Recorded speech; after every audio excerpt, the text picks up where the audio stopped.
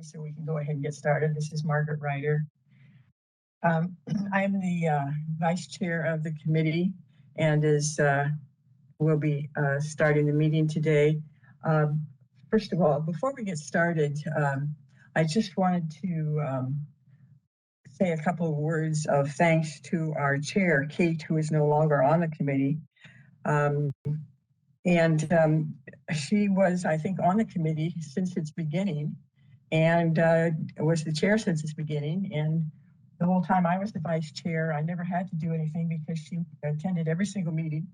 And I would like to just say how much I appreciate that she handled the meetings with respect for everybody's different opinions. We didn't always agree on things, but she made sure that everybody had the opportunity to express their views. Her opinions when she was representing the school, we didn't always agree, but I thought she presented them in a very responsible way. And so I just wanted to say a word of thanks. And if there is anyone else on the committee or the staff who wanted to add anything in at this time, I think that would be fine before we get started with the official business today.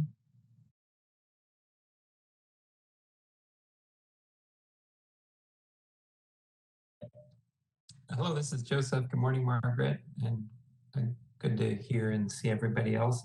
I would like to add just my thanks and recognition of Kate. I know that she's not in the meeting, but she did an outstanding job. I think it was very, as you mentioned, her attendance was exceptional. She never missed a meeting, and she was traveling always, from the very other end of the state, from San Diego every time. And she did a lot of service to the industry and to consumer protection on the board. So thank you, Kate.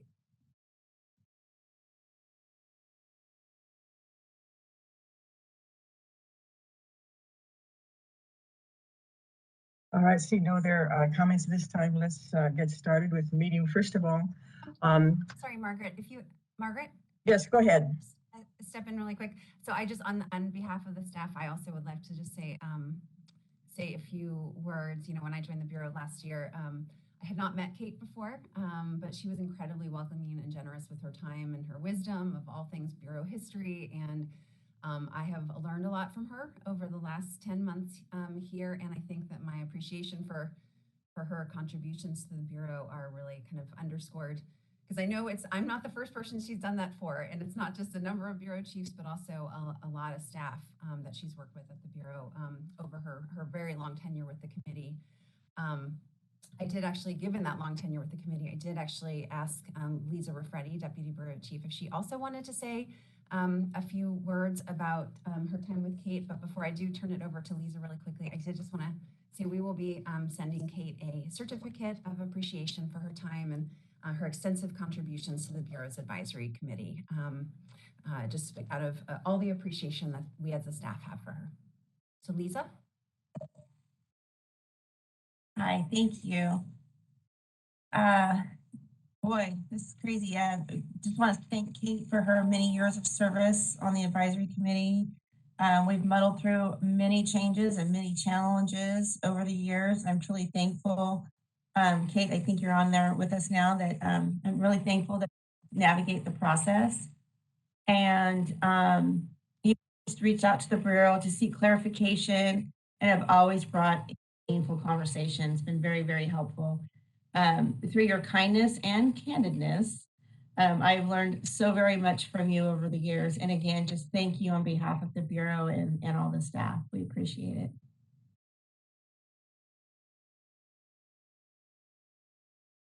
Okay, amen to all of that. I don't know if there's any, and I think Kate is now on in the public. I don't know if there's anything she wants to add before we kind of dive into the business of the day. Maybe our moderators can tell us how she does that. Kate has been made a panelist. Kate, if you'd like to unmute, you can do so now.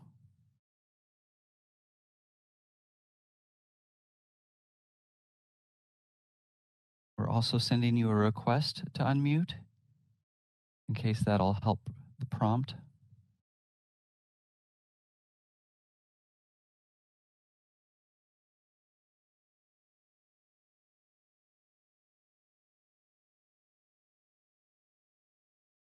Kate just joined us, so she may still be experiencing some catch up with the network. Oh, she is unmuting. Thank you. Sorry, it was just like cycling and cycling and cycling, and it wouldn't connect. So, hi everybody. Sorry about that. Thank you for all the kind words that I just barely heard the end of. Lisa, thank you. I will just say 12 years is a long time to serve on a committee, and obviously have been as both the chair and not the chair, and we've seen lots of different people over the years, Margaret and I being the two stalwarts. It was a great experience. It was an experience that I hope has been valuable for the Bureau, and it's obviously been very valuable for me. It's helped me really understand how the Bureau works, how the regulations tie back to the performance of the schools. There's been a lot of changes in the past 12 years, but I feel like with each year there was iterative improvement. And so as we go continuing forward, I know that the committee will continue to make improvements, and under Debbie's leadership, we're seeing some cleaning up of things that we've been talking about for years that Debbie's really getting sort of rubber to the road on, and I'm really happy to see that. And I know that I'm leaving you all in great hands, and I really appreciate the shout out and the opportunity to serve for as long as I did. Well, at least the kind comments will all be on tape, so you can listen to them later, Kate. Very, all your efforts very much appreciated and expressed. So thank you, Margaret. Yeah, I'll just have to go back and listen to the recording so that I can have. And if it's it'll be in perpetuity. So anytime I'm feeling down or I need some validation, I can just go to the Bureau website and listen to people say nice things about me. I appreciate that. There you go. All right. So let's get started now with the meeting. Could we please have the roll call?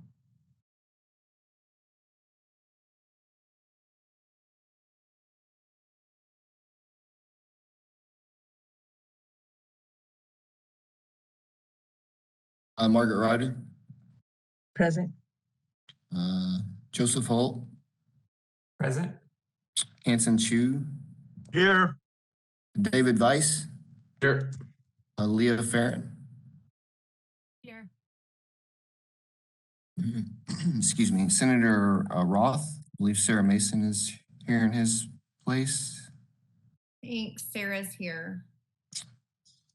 And then Diana Amaya is absent, and Assemblymember Jose Medina or Kevin Powers would be in his place is absent. So then we have a quorum officially, is that correct? Yes, we have a quorum. This is Melanie Delgado. I'm also here. Melanie Delgado, my apologies. No worries. Thank you. Just a few preliminary things. Certainly welcome to everybody to our February meeting of the Bureau for Private Post-Secondary Advisory Committee meeting. A few things. First, please have your cell phones on to silent so that they won't disrupt things. Committee members, when you speak, please announce yourself by name so that it's clear for WebEx who is speaking. And put yourself on speaker, take off mute when you're speaking, and remember to put it back on mute when you're finished. The committee welcomes public comments on any item on the agenda, and we'll ask for those comments before each agenda item is complete, before any action is taken on it. The WebEx host will activate the Q&A feature so that anyone wishing to make a public comment may do so by typing into the chat function, "I would like to make a comment." The host will then call on individuals who indicated they wish to make public comments by the name they used to join the meeting. The host will unmute the microphone, and the individual will have 3 minutes to make their public comment. After the 3 minutes are up, the microphone will be placed back on mute. There's only one public comment per person per agenda item.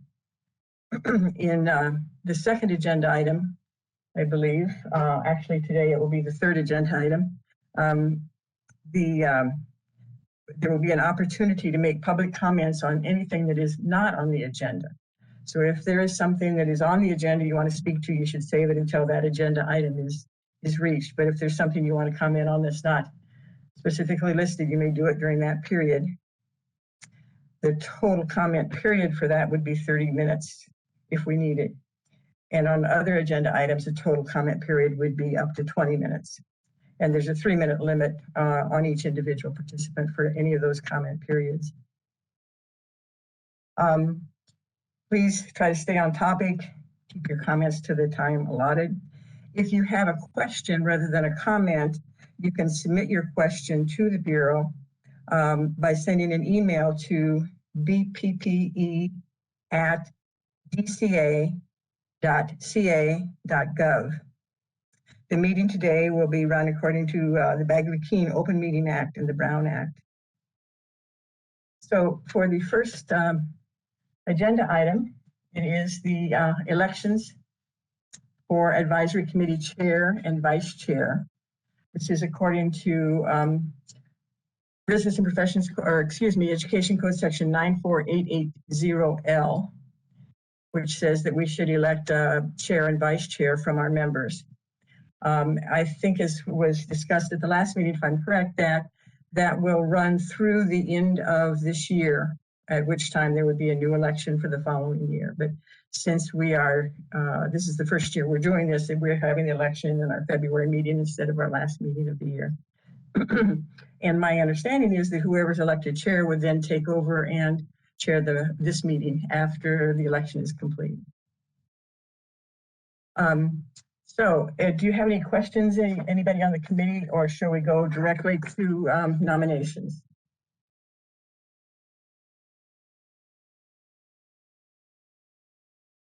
Okay, do I have a nomination for chair for 2022? You can nominate yourself or anyone else. This is David Weiss. I'd like to nominate Joseph Holtz. Okay. Joseph, do you accept the nomination? Yes. Okay. And do I have a second?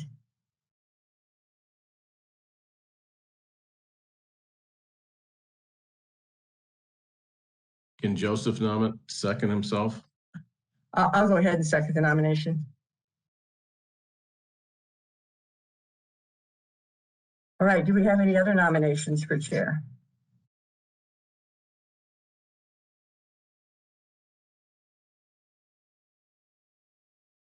Well, in that case, I think our procedure is very easy. The nominations are closed. I assume we should still go ahead and have a vote, although it seems to me it's pretty clear. Would you please call the roll, and each member, if you would say the name of the person you would like to be chair.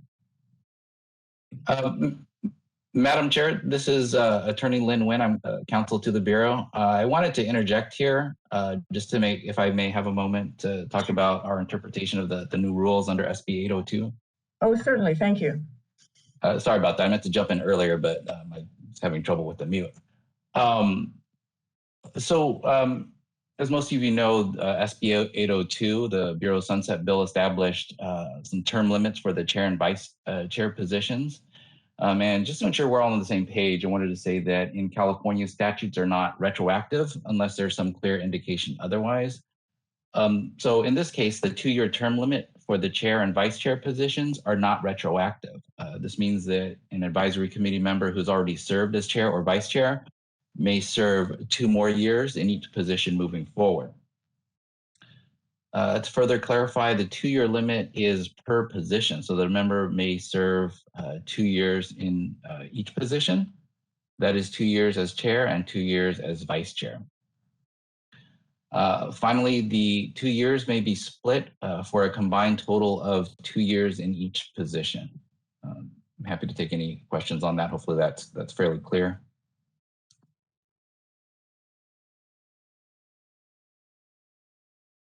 Thank you. My understanding is the election right now is for a 1-year term. Is that correct?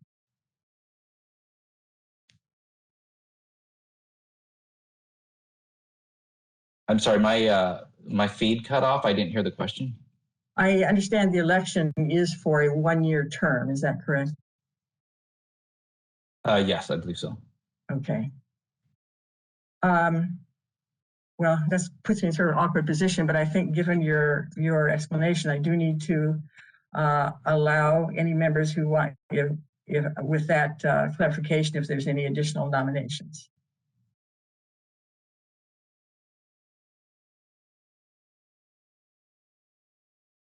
Hearing none, excuse me, hearing none, would you go ahead, Richie, and call the roll? Yes, Kenson Chu, So, sorry to interject again, Madam Chair. I don't know if you want to take public comment now or at the end.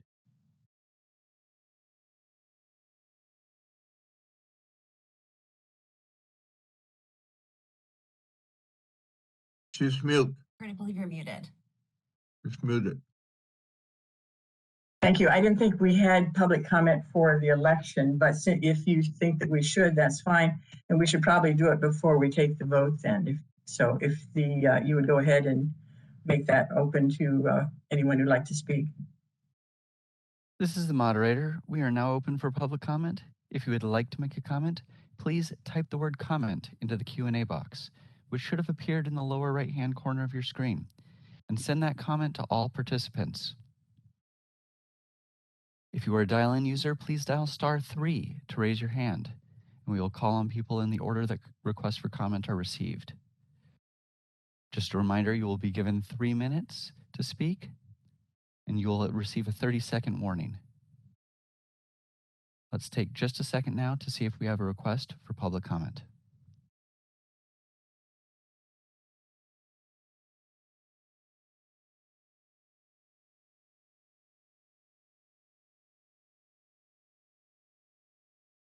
We have a hand up from Kate Lee Carey. You are a panelist. You have the ability to unmute yourself.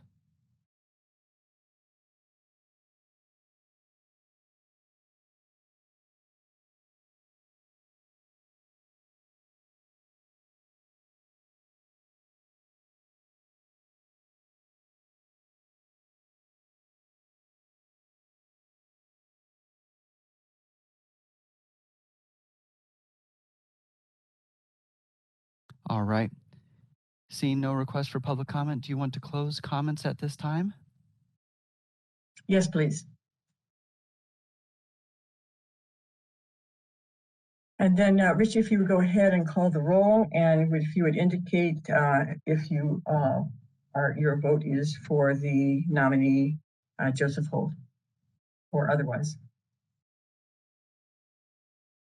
we'll go down the list here. Kenson Chu, Here, I support Joseph for the chairship and chairmanship. David Weiss, Yes, approved. Melanie Delgado, Yes. Joseph Holt. Leah Farron, Yes, Joseph Holt.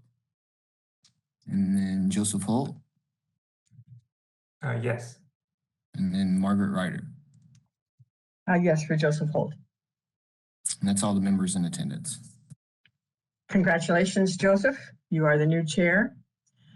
If you are prepared, are you ready to take over, or do you want me to finish with the nomination for the vice chair? I'm able to take over. Thank you, Margaret, very much. All right, great. Thank you very much. Yeah, thank you. And thank you all for your support. Look forward to serving this year as chair. So our next order of business is to entertain nominations for the vice chair position, which we'll do now. So any member of the advisory committee, please nominate now.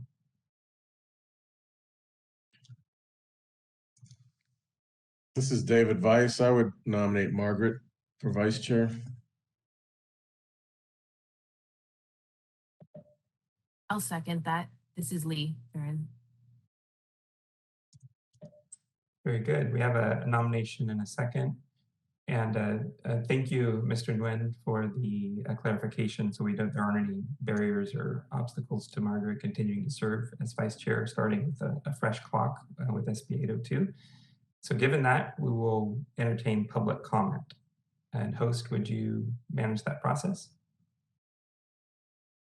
We have reopened for public comment. If you would like to make a comment, please type the word comment into the Q&A section and send that comment to all participants. If you are a dial-in user, please dial *3 to raise your hand. We will call on people in the order that requests for comment are sent. Let's take just a moment now to see if we have a request for public comment.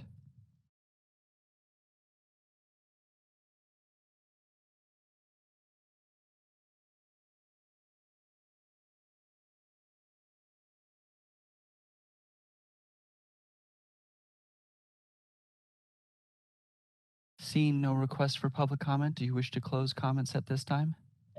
Yes, please. Thank you.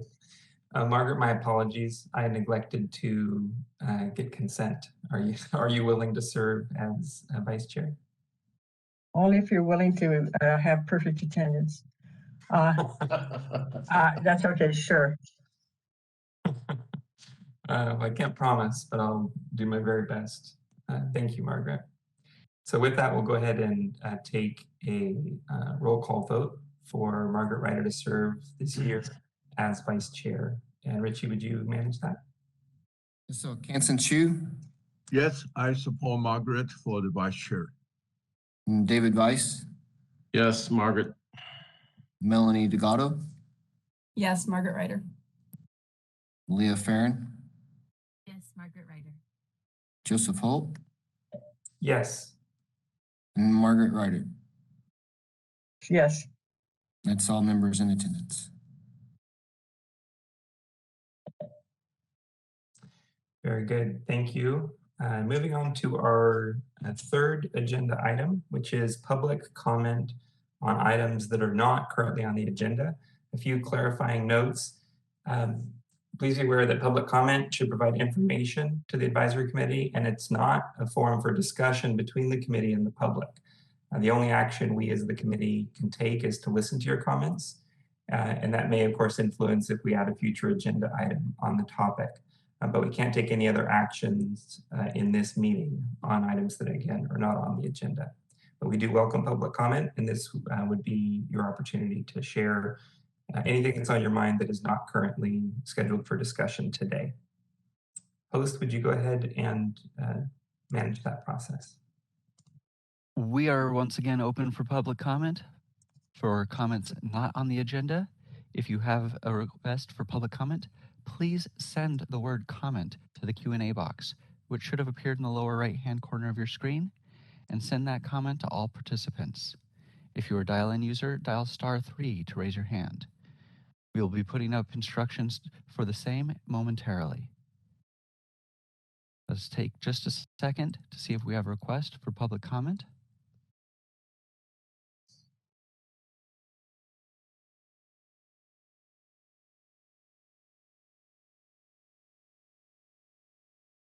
And we have a request for comment from Angela Perry. Bear with us just a moment and we will send you a request to unmute your microphone.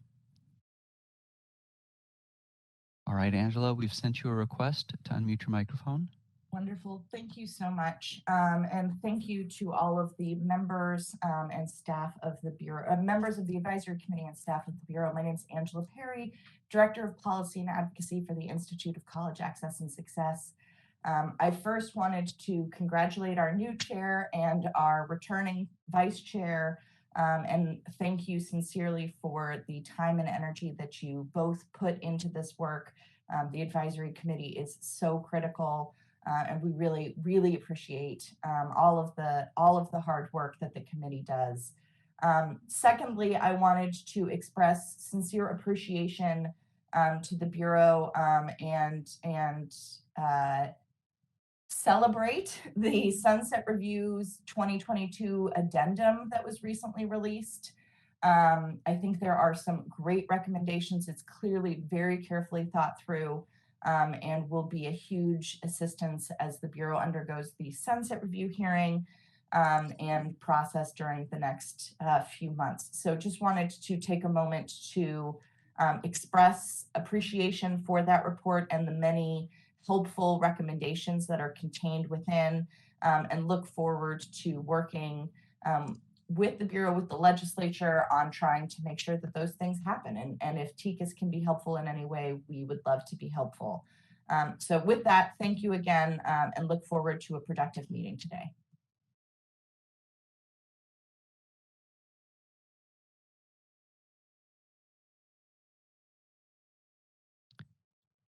And there are no additional requests for public comment. Do you wish to close comments at this time?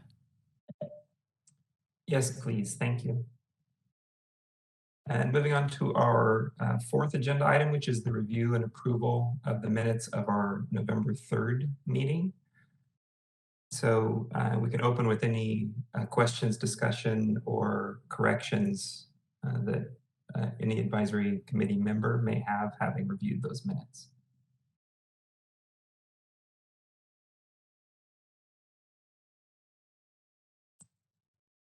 Hearing none, I would entertain a motion to approve the minutes as drafted.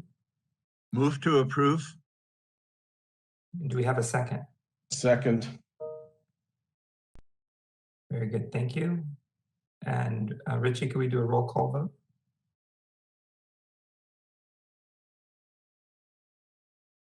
Hanson Chu, Aye. David Weiss, Aye. Melanie Delgado, Aye. Leah Farron,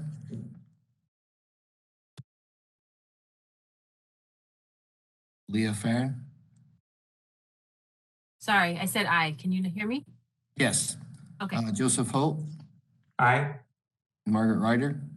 Yes. That's all the members in attendance. Very good, thank you. So the minutes are approved. And thank you again, Bureau staff, for really the exceptional work you do in gathering those minutes. A reminder to the committee as we speak, we have a lot of substance today in the agenda, and so clearly identifying yourself at the beginning helps the Bureau staff create the minutes as well drafted as they are every meeting. So moving on to our next agenda item, we now will hear remarks from a representative of the Department of Consumer Affairs. Debbie, did you want to introduce the member that will be presenting today? Yes, we have Carrie Holmes from DCA, who's here to give some remarks from the DCA perspective. Thank you. Good morning, Bureau Chief Cochran and advisory committee members. I am Carrie Holmes, Deputy Director of Board and Bureau Relations here at the Department of Consumer Affairs. Thank you for allowing me the opportunity to provide a department update. Congratulations to new Chair Holt and Vice Chair Ryder on your elections today. Thank you for your willingness to continue to serve and lead. DCA is here to support you. I'd also like to recognize past Chair Kate Lee Carey for her service to the committee and the Bureau. Your dedication to the committee and the protection of California's students really cannot be overstated. Thank you.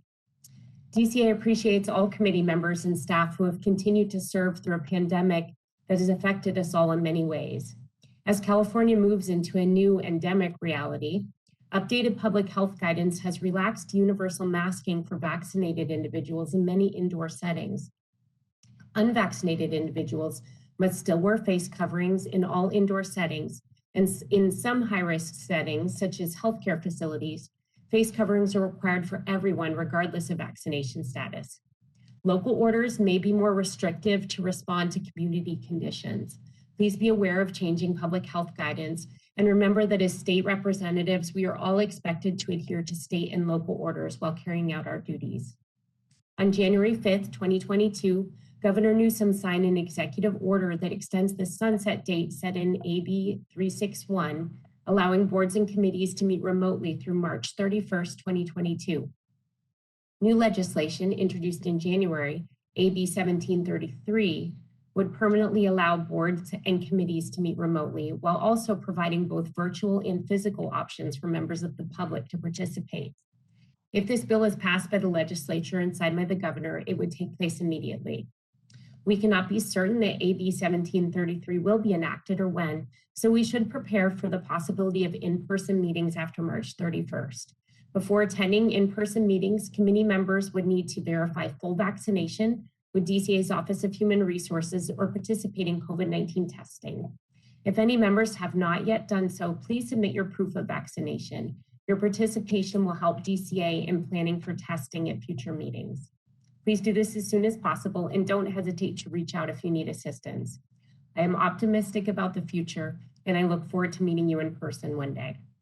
Whether meeting remote or in person, DCA does want to keep the committee fully seated with excellent members and diverse voices. There are currently 3 appointments to be made by the DCA's director, 2 student members and 1 institution representative. The appointments process is ongoing, and individuals who are interested in serving should visit board member resources on DCA's homepage to apply for an appointment. As DCA looks to the future, Director Kirkmeyer continues to lead the department towards continual improvement and excellent service. DCA is pleased to announce that Tanya Corcoran has been selected to serve as the department's first Compliance and Equity Officer, effective March 2nd. Ms. Corcoran brings invaluable expertise, insight, and hands-on experience with DCA boards and bureaus to this new position, most recently as Chief Deputy Registrar at the Contractor State License Board. This position will oversee DCA's solid training and planning solutions, Organizational Improvement Office, Equal Employment Opportunity Office, and Internal Audit Office. Bringing these offices together under Ms. Corcoran's experienced leadership will be a tremendous benefit, allowing DCA to better identify and analyze emerging issues department-wide and provide timely solutions to DCA's divisions, boards, and bureaus. As a reminder, appointees have training requirements. Board member orientation is required within a year of appointment or reappointment. Live virtual trainings will be held March 9th, June 15th, and October 12th.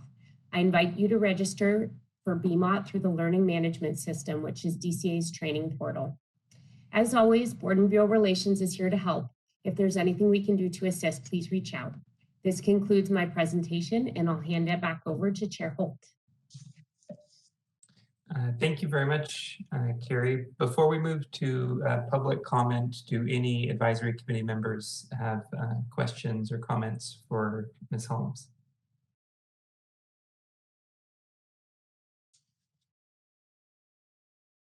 Very good. Thank you again, Carrie. And we'll now open to public comment. Host, would you please manage that process? We are now taking public comment on agenda item 5.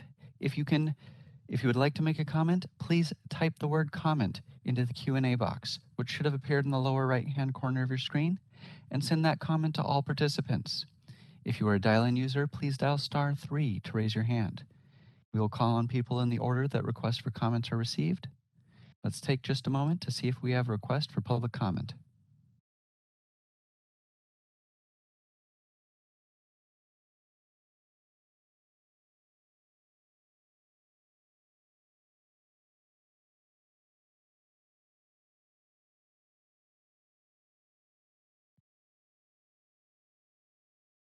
Seeing no requests for public comment, would you like to close comments at this time?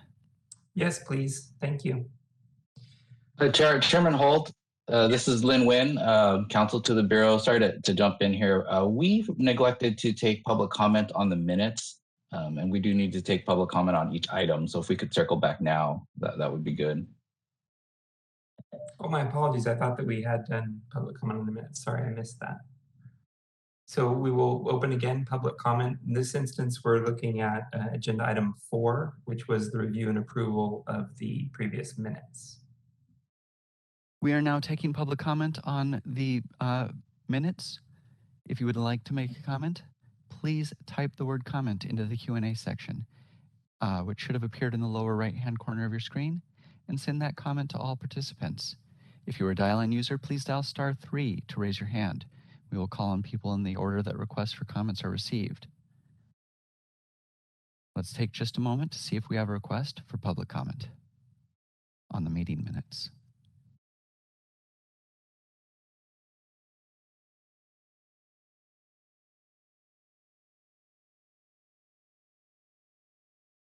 Seeing no request for comment on the minutes, would you like to close comments at this time?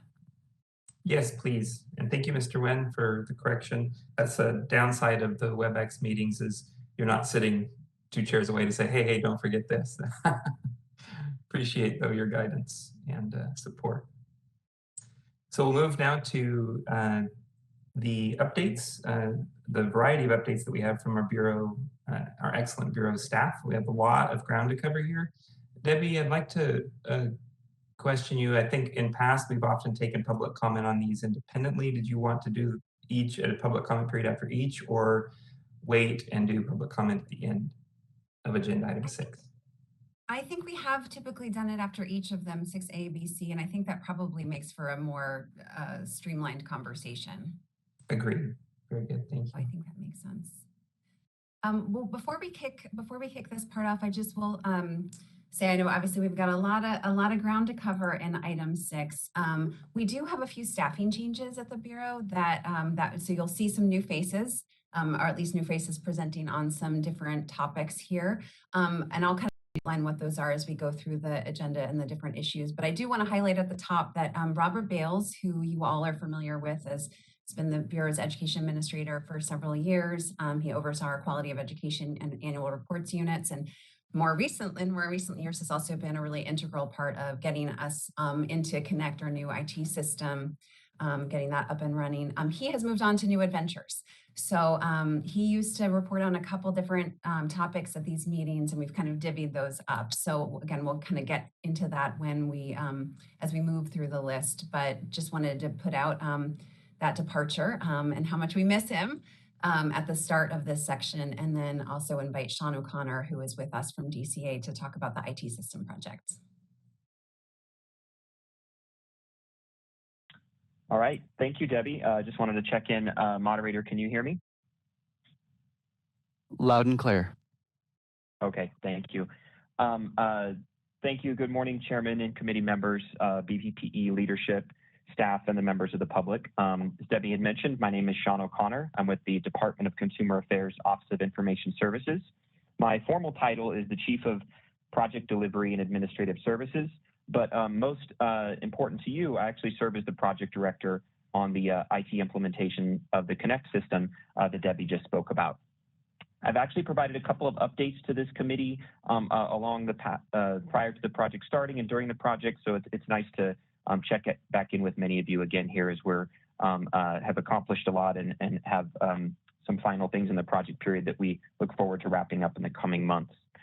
So I don't want to take for granted that anyone recalls from my previous update or has read any of the materials DCA posts on the website about our business modernization initiative. So I'm going to briefly just talk about the path specifically that the Bureau has took to get to this point. Several years ago, BPPE participated in extensive planning activities for business process mapping and IT system requirement development, and also went through a standard project planning set of steps that is implemented by the California Department of Technology called the Project Approval Lifecycle. This included, amongst other things, extensive market research on systems that may be viable for the Bureau and a competitive procurement process. The implementation phase of our project actually began on January 10th, 2020. I think we all remember, or maybe we can remember at this point, how different everything was at that point. So when we started our project, we definitely did not plan on going fully remote 2 months after we started to conduct activities in that manner. But my compliments to my other leaders on the project, as well as the Bureau participants in the project. We were able to do that and conduct all of our testing and training and other project interactions entirely remotely, really since about March until the present time, utilizing tools like Microsoft Teams most notably. The Bureau is one of 4 programs that are actually in the implementation phase of their business modernization effort.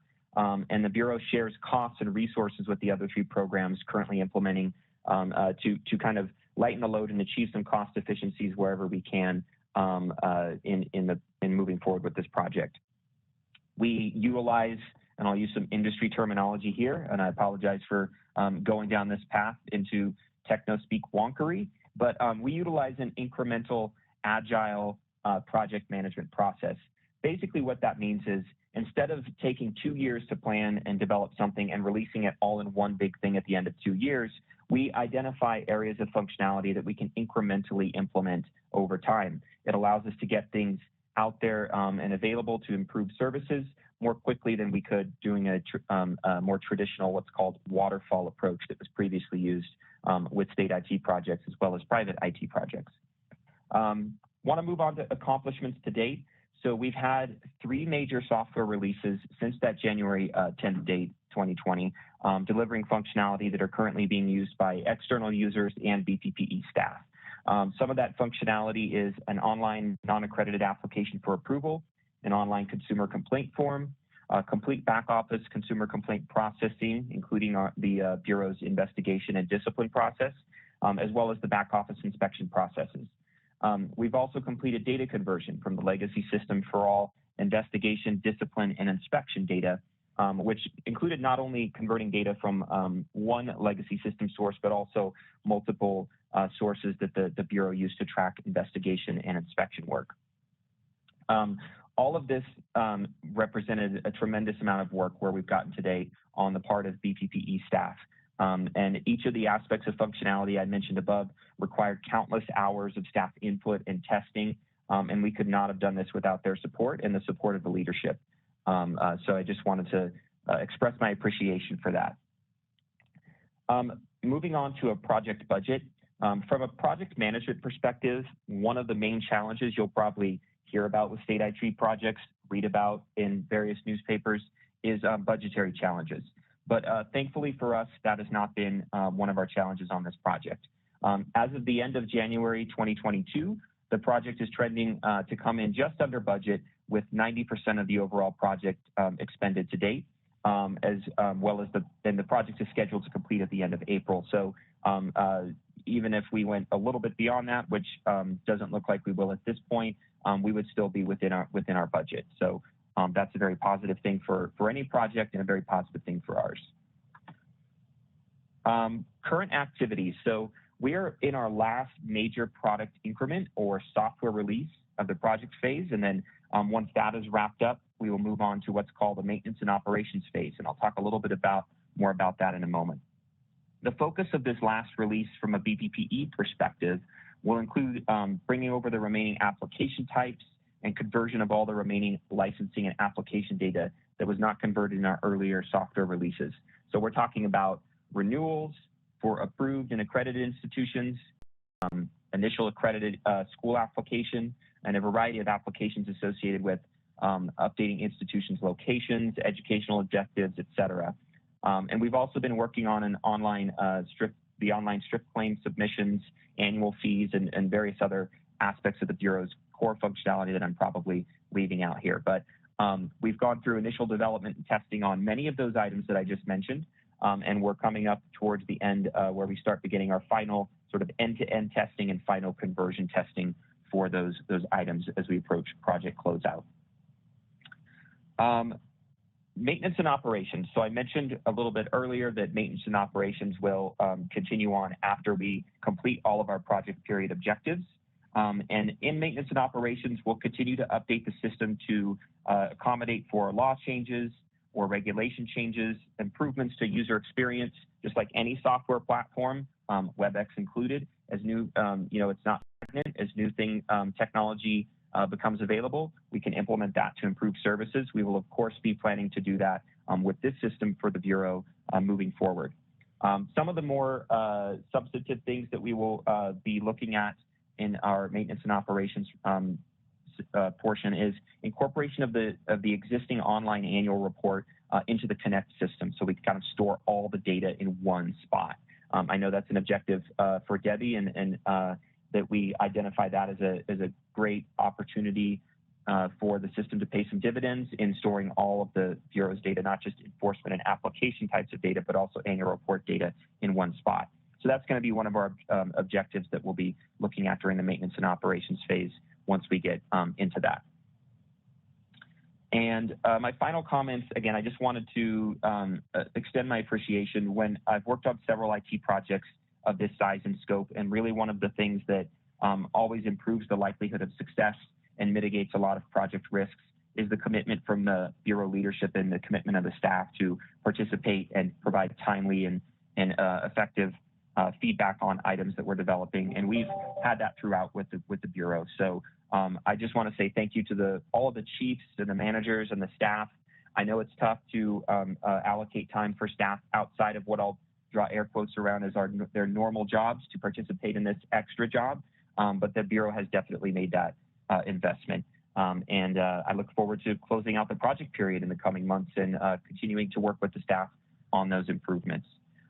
So that concludes my update. I'd like to pause here. I think we were going to take committee questions and also public comment. Yes, great. Thank you, Mr. O'Connor. Advisory Committee, do you have any questions or comments for Sean? This is Margaret Ryder. Yes, I have a couple of questions here. The first question I have is you mentioned converting data from prior systems over that you had already done. And on that, I wanted to know what kind of data has been converted and how far back in time does that go? Hi, so we've primarily converted all of the enforcement types of data, including the compliance inspection data, because that functionality is fully built out in the system as we are speaking today. So that we brought over data for that purpose from several different types of spreadsheets that staff had kept, as well as some complaint and investigation information that was in the legacy system sale. We also brought over some of the core licensing sort of data elements that need to refer to those, that enforcement stuff. So if you could imagine when a complaint or investigation is initiated, it needs to also, we need to input on that what school or institution that complaint is going against. So we brought over the core licensing data so that the enforcement and compliance folks could refer to that. As far as conversion of data, I believe that we, for the compliance and investigations and inspection spreadsheets, I think we brought over everything that we had, from my recollection. And then we are doing the same with our approach to the licensing side. So we're bringing over all historical data, including comments and all of that information, so that Bureau staff will have access to that in the new system. In some instances, we're bringing those comments over and flagging them as legacy comments in specific areas, because we have more enhanced comment features in the system for moving forward, where staff would put comments in for any point forward sort of changes to a given institution or new applications that come in for that institution. I hope that I answered your question. Some of it, yes, but a little bit more detail. You said all of the data. How far back is that? How much far back in time is the data that you're I know that we're bringing over all of the data that is in sale. I don't know at what point data in sale started being entered in. So I don't have that exactly off the top of my head. If there's anybody on the Bureau staff that knows at what point data in sale was starting to get entered, would welcome them to assist me here. Otherwise, I can follow up on that outside of the meeting. That's fine if you can follow up and let me know. I think sale was actually used by the prior agency. And if so, does this mean that then the data from the prior agency has been converted over? I guess is part of my question. And if so, how far back that goes. And then as to the enforcement data, is that data simply enforcement data by the Bureau, but does it include or exclude, for example, information the Bureau had about actions taken by other state agencies, attorneys general, the federal government, or any of those that at some point had to be reported to the Bureau, but I don't know whether that information is being or is in the system so it can be converted. And secondly, along the same lines, in connection with the enforcement data, does that include, for example, if you had a school that was had its approval revoked or it gave up its approval, does that data show who the owners and the primary officers were, for example, at the time? Okay, so for your first question, I want to make sure I answer it completely. Could you just refresh my memory the first question in this that you had asked, Ms. Ryder? As if I'm going to remember, which was the first question. The questions were basically as to everything being brought over, which I understand you don't have that in front of you right now, but what I would like to know at some point when there can be a follow-up is, you said it's everything from sale. Does that include sale when it was being used by the prior agency, the Bureau for Private Postsecondary and Vocational Education, which is from the agency from which this agency sort of morphed, I guess. So that maybe that was my first question. Okay, I've got that one down for a follow-up, so thank you for revisiting that. I apologize. I'll try to take notes on the questions moving forward. But on the second point, what you were talking about the data that might be the Bureau may receive from an external agency that prompts some sort of Bureau action. I would defer to the Bureau on a portion of the answer to that question if anyone is on the line, but I can answer this question definitively, Margaret. I do recall that when we were converting over data, and I forget if it was from a source of sale or if it was from one of the other spreadsheets that the enforcement unit and compliance unit utilized, but there was a field that indicated the source of the complaint, and I do recall that within that drop-down value there was a selection for multiple types of different external agencies. So I believe to the extent that the Bureau was receiving a notification from an external entity and entering that data onto the spreadsheet or into sale, if that was a common practice, then that data has been converted over. Then you said that something along the lines of some complaint and investigation material had been converted. I think, as I understood, it's sort of qualifying that as not being necessarily complete information. So I'm just wondering if you could clarify that. No, we can, if I utilize that, then that was inaccurate. We've converted over all of the enforcement data from sale and all of the enforcement data from the several spreadsheets that the Bureau utilized. I believe there was a couple for investigations, a couple for citations, a couple for discipline data, as well as several spreadsheets for compliance data. So then if I wanted all of that over. Great. So then if I wanted to look at a particular school and see its history, basically, of complaints or inspections or enforcement actions, I would be able to do that under this new program. Yes, we could leverage our business intelligence report writing tool or a direct extract from the database to do that. And that would be something available to the Bureau, but would that be available to the public? The Bureau would run data and evaluate it internally, and typically before we release things to the public, that is run through legal, because especially with enforcement related data, much of that is not able to be disclosed to the public until a complaint gets to a certain phase in the process. Then it can be publicly disclosable. So as to complaints or enforcement actions that did in fact reach that final stage, are those going to be publicly available automatically? Or does one have to, seek out that information by contacting the Bureau? I'm not sure how the Bureau or how whether the Bureau falls under some of the same sort of public disclosure types of requirements that other programs within the Department of Consumer Affairs do.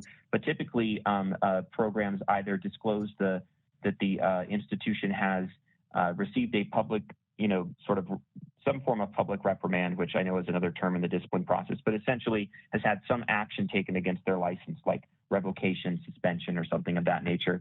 Typically, those are disclosed in one of two places. That is on the license search feature that the given organization utilizes, or those actions are posted on the individual, somewhere on the organization's website, where they identify, for a list of schools that have had disciplinary actions taken against them, select here. I don't know what category the Bureau falls in right now, but I can say that our online license search that we are working on developing with the Bureau now, that will go into effect with our fourth and final software release of the project phase, will include a kind of a more enhanced ability to search the Bureau's data so that you can you can identify if a school has had revocation taken against them or anything of that nature. That kind of leads me to I think my last question, which is one of the things I specifically asked if this system was capable of doing. Right now, it's very difficult if you want to find out what a school has done or whatever, or to figure out what schools are problematic. The information is not coordinated under, say, a school's name, or if I wanted to see what schools had been inspected recently.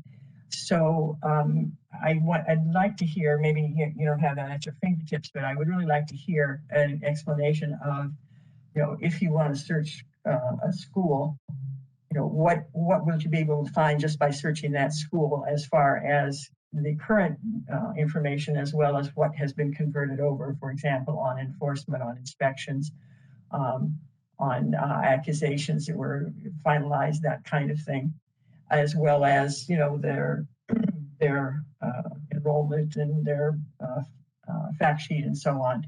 How easy is that, or how hard is that going to be to get that information on a particular school, accreditor actions against them, and so on?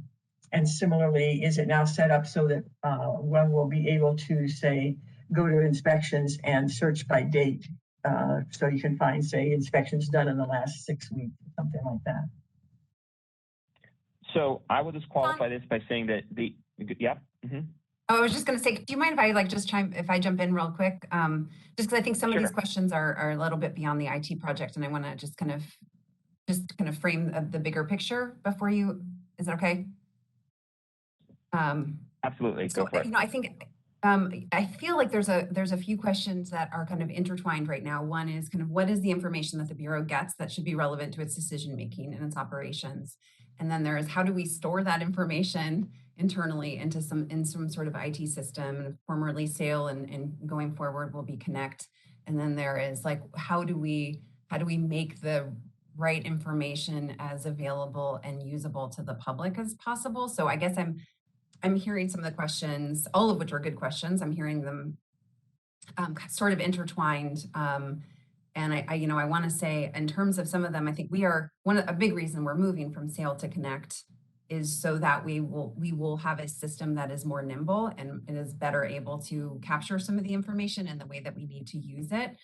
I think another separate priority is really thinking through the website and how do we make the information as easy to find as possible. I think I think it's probably fair to say that Bureau staff ourselves probably face some of the same frustrations with our website that others do on the committee and in the public. So there is a real desire to think about how do we shake things up in a bit and how do we use our new data system to feed into that. But I also think there's going to be some tough choices we're going to have to probably make in terms of some of those kind of looking backwards versus looking forwards, because we are making improvements to how the data would get stored. So if we feel like our maybe our sales system was 50% of what we need it to be, but Connect is going to be 100, it may make sense for us to just think of that project and what we put on the website in terms of and I'm not thinking about the Bureau's own enforcement actions or disciplinary actions, but kind of some of the other types of information we gather. We might just need to look at that on a forward-looking basis rather than backwards. Again, just based on what we have and kind of assessments that, of what we can realistically do with it. So I don't know if that's helpful or if that muddies the water, but I did want to just articulate that I do see them as a few separate questions that are related, but ultimately need to be answered separately. Right. I'm sorry, go ahead, Sean, I don't know if there's more you wanted to add from the IT perspective on that. No, I just wanted to, these are very good, well-informed questions. And I do think that some of them, and I thank you for jumping in, Debbie, kind of bridge the gap between technology versus policy type of decision. Certainly any data that we collect in the system, and then one of the positives about the system that the Bureau has chosen to go with is that it's more of a platform. So it's a little more malleable than some of the more commercial off-the-shelf types of systems that really say you can do this and you can operate in this box and this is the only type of data we can display online. we can display essentially any data that we have stored in the system online, but that really becomes a policy decision on the part of the Bureau. And that would have to be a policy decision that is framed within the, kind of the existing requirements for statutes and regulations. So I guess want to answer the question and say there's the opportunity to do that, but we need to work with the Bureau to and their leadership to make sure that we're on a solid policy ground as far as what we want to disclose and in a detail or an aggregated fashion in regards to the Bureau's regulatory authority. I think that's helpful. What my concern has been throughout this process is that we get to the end and find that we're not able to access things in a way that works for the public or that is sufficient for the Bureau to do a historical review of things and see how things fit in. So, I mean, I guess the answer I'm getting, and maybe I've been getting this answer for some time, is you can get anything you want. I'm just not, I guess I don't want us to be out at the point where sort of the project is finished, but it doesn't yet allow us to do these things. And oh my gosh, it would cost this much more to, go back and rework the program to make this possible. So that's been my concern. And I would just say that I hope that there is as much data easily accessible so that one can get it, not by looking at, just here's the inspections, you have to know the school's name to find it, but you can get it in different ways. And that if you do look at a school's name, you're able to find, pretty much anything about that school. So that would be my comment. Thanks very much, Sean, and thanks, Debbie. Mr. O'Connor, I have a quick question. In light of Mr. Bale's transition away from the Bureau, I recall from previous reports that he was among the subject matter experts at the Bureau. He was deeply involved in this tech project, particularly at the beginning. Are you comfortable, and is your staff comfortable with the knowledge transfer? And you obviously have, Ms. Rafridi and others that have a lot of institutional memory and understand how things work. Are you comfortable with the knowledge transfer at that level, or do you see any hiccups in the tech project as it's nearing completion with that staff departure? Thanks, Chairman. I think that's a great question, and I'm glad that you highlighted that, as it was something I meant to mention in my update and failed to. But yes, Robert was a great asset to the Bureau, and his role was much more than just a subject matter expert. His role was what we call a product owner, which is essentially the leader on the program side that is the advocate for the Bureau on the project, works with the project team literally daily, and is can either answer questions or is sort of 1 degree of separation away from getting the right answer to a question when the developer or the testers need that. So in working with Debbie and Lisa, we've transitioned the role of product owner for the remainder of the project over to one of the licensing managers, Erica Smith, who is very, very well versed in the Bureau and has worked there for a long time, and is also, thankfully for me, is very knowledgeable in the remaining areas of subject matter that we have in the project phase. So I mentioned in my update that it's very application heavy in this last sort of software release. That's exactly Erica's wheelhouse. So she's been able to work with us and test and tune the applications as they're developed to make sure that they're going to be developed in a way that is beneficial and improves services to the external customers as well as works for internal folks. So that transition has gone very well. There's always a learning curve, but it was a very quick one because Erica was working with us in a different kind of capacity on the project earlier.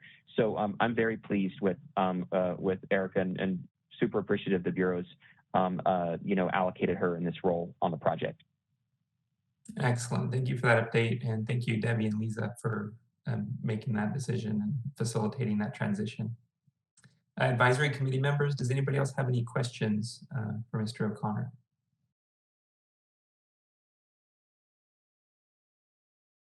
Very good. Hearing none, we'll move to public comment on agenda item 6A, the IT system project. Reminder that that's the narrow scope that we're reviewing public comment on. And then also a reminder that if you have a question, this public comment isn't really a time for Q&A, and you would be best served to submit any specific questions requiring a response to an email address bppe@dca.ca.gov, and Bureau staff will respond to your query in a timely manner. So keeping that in mind, we'll open to public comment, and host, if you would moderate. We are now open for public comment. If you would like to make a comment, please type the word comment into the Q&A box, which should have appeared in the lower right-hand corner of your screen, and send that comment to all participants. If you are a dial-in user, please dial *3 to raise your hand. We will call on people in the order that requests for comments are made. And now let us take just a moment to see if we have a request for public comment. We have a request for comment from Angela Perry. Hold on just one moment and we will send you a request to unmute your microphone. Thank you so much. And thank you to Bureau staff and to the advisory committee for that really helpful update and discussion. I just wanted to echo Chief Cochran's comments about this being kind of a two-sided issue, right? There's both the issue of creating the data system and trying to get as much data in there as possible, but also there is this very important component of making sure that that data is then shared in an accessible and usable way with the public. And that second piece, they are both critically important and you can't have one without the other. But that second piece is also really important as it pertains to the newly standing up longitudinal data system, the Cradle to Career data system here in California.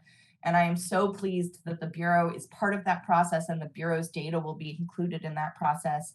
So my comment really is just an echo of all of the important points that have been raised already, and especially a call for consideration of ways that even now we might be able to improve the existing Bureau's website. I know there are probably plenty of frustrations abound with all websites. They have to be constantly reassessed, but just want to put out a call for potentially updating or reconfiguring the current website so that the data that we do have now are accessible in public-friendly, student-friendly in particular ways. So really appreciate this comment, these comments, really appreciate this discussion, and look forward to the day when we do have all of this data pulled together and finding all of the amazing ways that we'll be able to use it to benefit the students of California. So just truly, thank you again, appreciate that.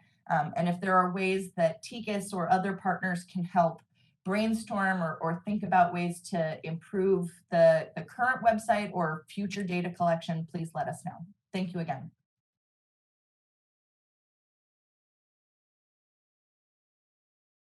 Seeing no additional requests for public comment, would you like to close comments at this time? Yes, please. Thank you. Very good. And we'll move on to agenda item 6B, which is an update on accrediting ACICS institutions. Perfect. And before I turn it over, I will just clarify that issues B, C, and D, well, again, we can stop for public comment between each, but they'll all be presented by Ebony Santee, our licensing chief. Thank you, Debbie.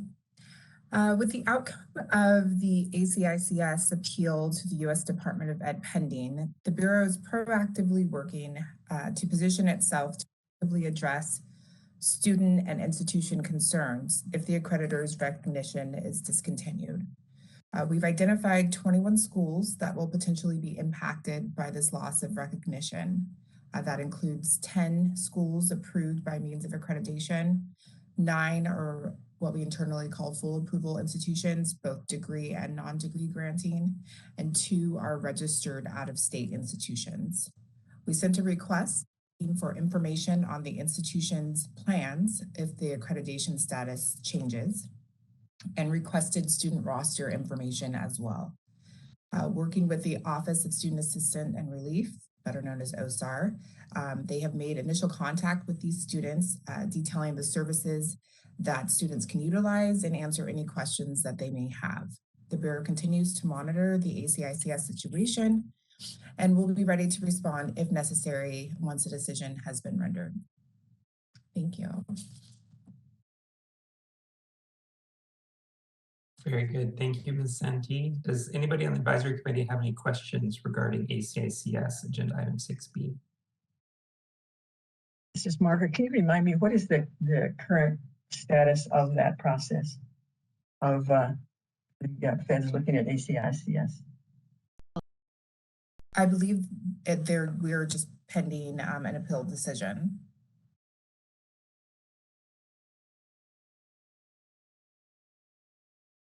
Any sense of when to expect that? No, actually, previous times it seems like it had come quicker, but we're just kind of waiting like everyone else. Thanks.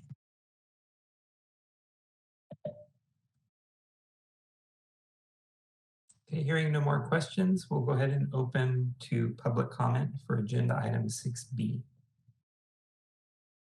We are now taking public comments on agenda item 6B.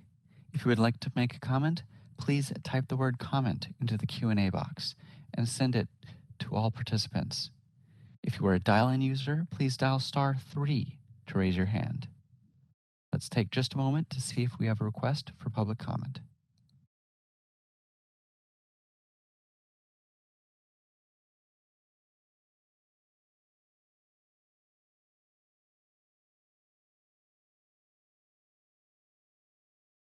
Seeing no request for public comment, would you like to close comments at this time? Yes, please. And we'll move on to agenda item 6C, the licensing report. Thank you. So these are our statistics as of February 1, fiscal year 21-22. In total, we've received 501 applications, the bulk of those being from full approval changes, which we received 86, 119 changes for accredited institutions, and 142 new verification of exempt applications. We do have notes about some of the oldest applications in our queue. Actually, the oldest full app is still incomplete, which was received in May of last year. And the oldest full application under review is in process. We should have received a response earlier this month. And the full renewal is having other discipline issues that we can't take action at this time. As far as locations, we have a total of 1,795, 951 of those being main locations, 345 branches, and 499 satellites. Of those, 406 are approved by means of accreditation, 514 are full approval institutions. Those can be both accredited and non-accredited. We have 1 conditional approval and 30 provisional. As of February 1st, we have 81 approved out-of-state registrations. I will note that we are making some changes internally to address the processing time for our renewal applications and hope to attack those average times for approval effectively. Thank you.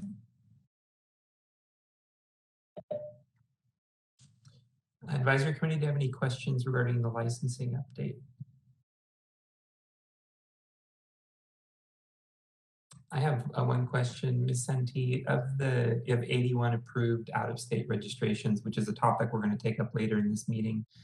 Can you tell us how many are pending? How many applications, if any, are pending currently? For the out-of-state registration? Correct. Well, we received 38 as of February 1st. They've all been assigned. Currently, we have 6 under review. So they get completed fairly quickly. The application is not as extensive as some of our other applications. And really, we're checking for that accreditation and approval to operate in that other state and some other details. But those usually are processed fairly quickly. Very good, thank you.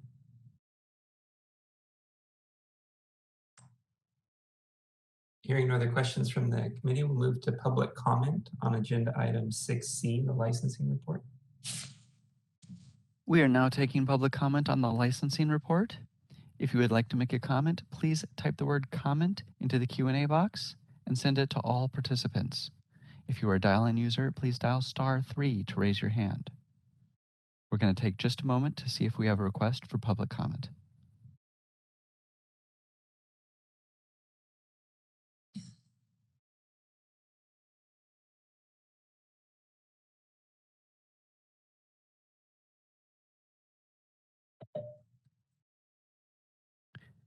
Seeing no request for public comment, would you like to close comments at this time?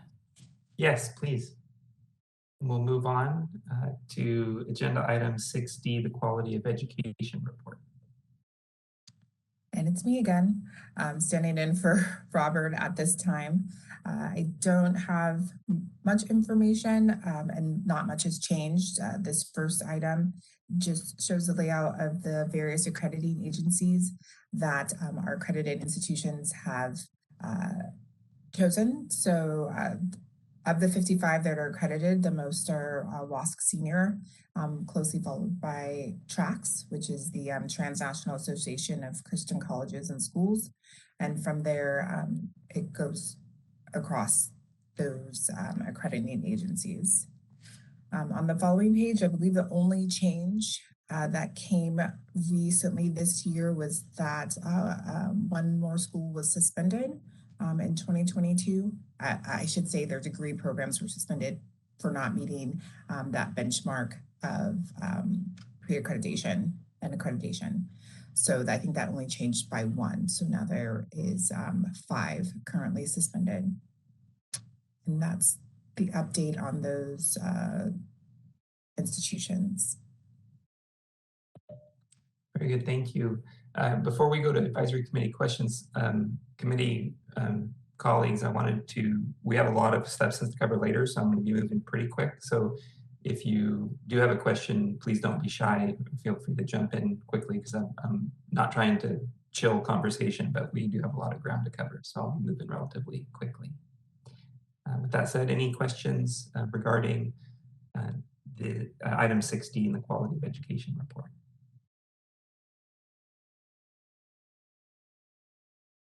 Chairman Holt, this is Attorney Lin Win again. I just wanted to mention that in the meeting materials, it's labeled as item 6E erroneously in case any member of the public is trying to find it.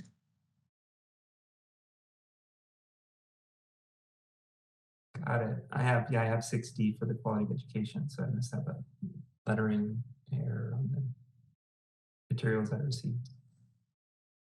Any questions regarding this agenda item for quality of education report from the committee?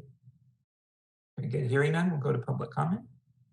We're now taking public comment on the current item. If you would like to make a comment, please type the word comment into the Q&A box and send it to all participants. If you're a dial-in user, please dial *3 to raise your hand. We will call on people in the order that requests for comments are made. Let's take just a moment to see if we have a request for public comment.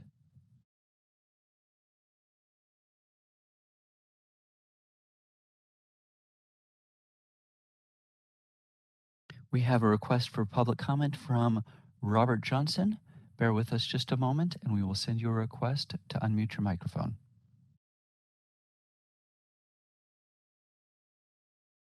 All right, Robert, we've sent you a request to unmute your microphone. Good morning. Robert Johnson, California Association of Private Post-Secondary Schools. As noted in a recent release from the Department of Consumer Affairs, the Bureau wins the lotto for taking the longest for approvals, over 400 days. Has the Bureau looked at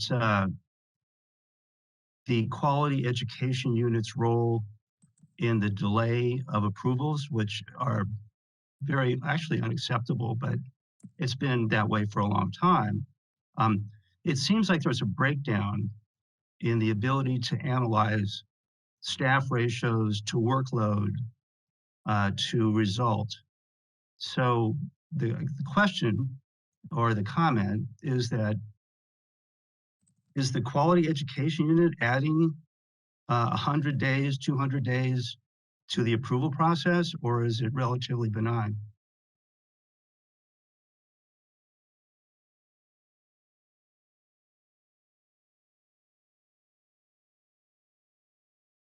Thank you for your comment.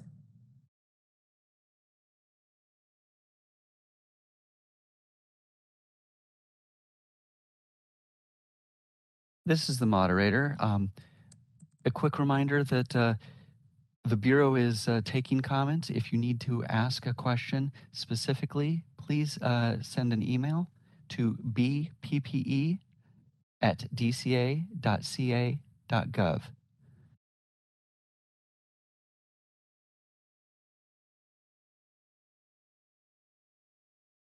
Seeing no additional requests for public comment, would you like to close comments at this time?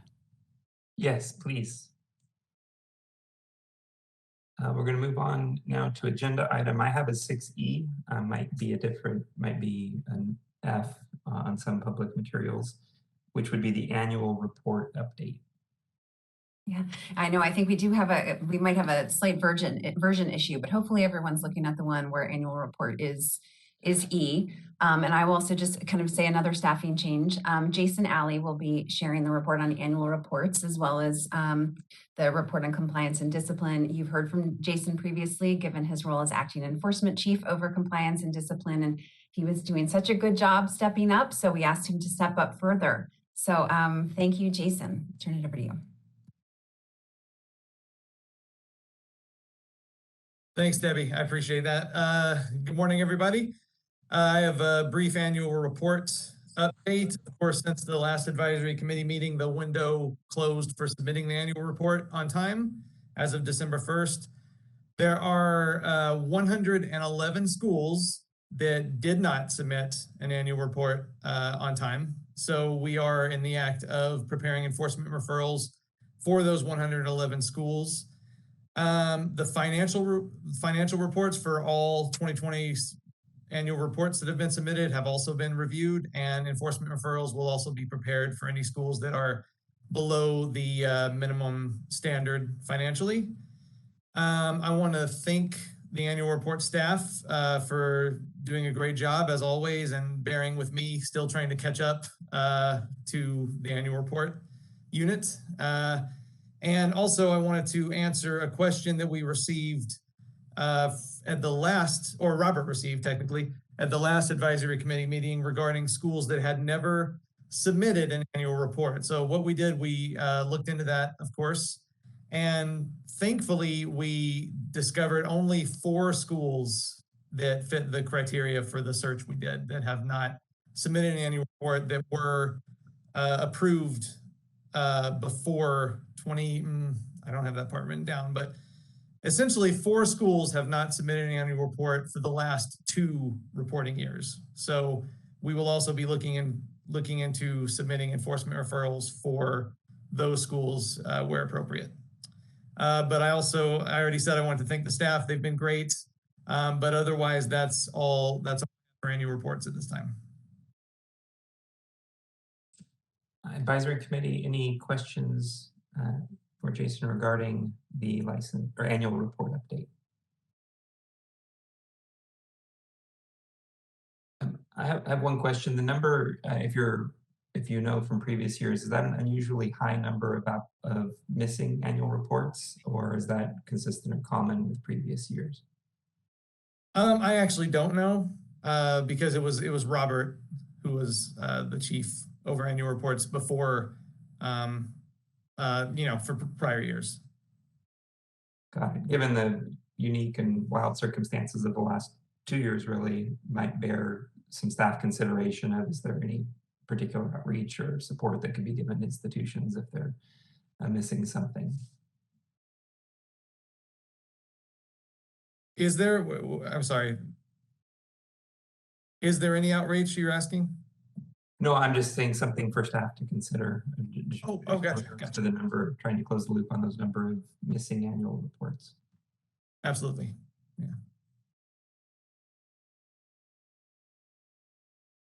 Mr. Chair, you have a hand raised from Lisa Rafridi. Excellent. Go on ahead, Lisa. You can talk whenever you want. Hi, thanks, Robert.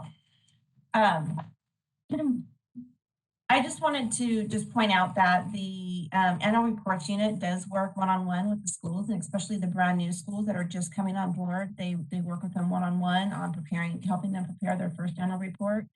And unfortunately, non-submittals are usually around that. They're pretty high. I mean, 100 could be a little higher than normal, but they are usually in that 75 to 100 range. So I just wanted to share that information. Appreciate that context. That's very helpful. And I was just checking, Lisa, there to see if it was a COVID matter. Like, is that twice as much as normal? Is there something? But it sounds like it's kind of business as usual. That's what you're saying. Correct. Yeah. Hearing no other committee questions on the annual report update, we'll go ahead and open to public comment regarding the annual report update. We are now taking public comment on the annual report update. If you would like to make a comment, please type the word comment into the Q&A box, which should have appeared in the lower right-hand corner of your screen, and send that to all participants. If you're a dial-in user, please dial *3 to raise your hand. Let's take just a moment to see if we have a request for public comment. And we have a request from Angela Perry. Bear with us just a moment, and we will send you a request to unmute your microphone. Thank you so much. Thank you, Jason, and all Bureau staff for that update, and thank you, members of the committee. I just had a very quick, I know that you can't answer questions, but I did want to, returning to an earlier topic of the website and the information available on the website, I just wanted to highlight that the last available annual report data on the website is from 2016. Which is quite a while ago, and I'm sure that has a lot to do with the pandemic and all of the craziness that has happened over the last several years. But we had some folks doing research on the website recently, and when trying to access annual reports, could like I say, the most recent files that we could find were from 2016. So just wanted to flag that as an opportunity to potentially, like I say, find ways to improve the current website and the available information there. But sincerely appreciate this update. Really appreciate the work that you are doing, especially to follow up on institutions that aren't in compliance. And just sincerely appreciate all the hard work that I know the staff and leadership at the Bureau are undertaking on all of these issues. So truly, thank you so much. And if there are ways that I or TICAS or any of our partners can be helpful, please let me know. Thank you.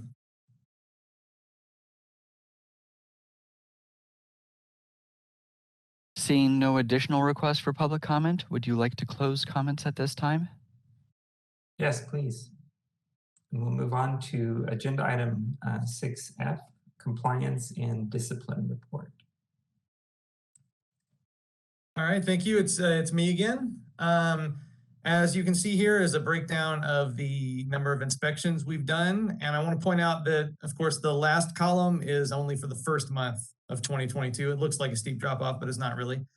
Actually, as I mentioned in the last advisory committee meeting, we have implemented a new policy of a new expectation for compliance inspectors to complete at least 3 inspections per month.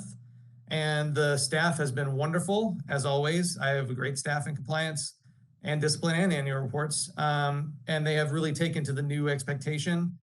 And if we continue on track for, as you can see, 29 inspections in January, multiply that by 12, we would be up to 338 for the year, which would be our biggest year if we continue on track, which I see no reason why we wouldn't.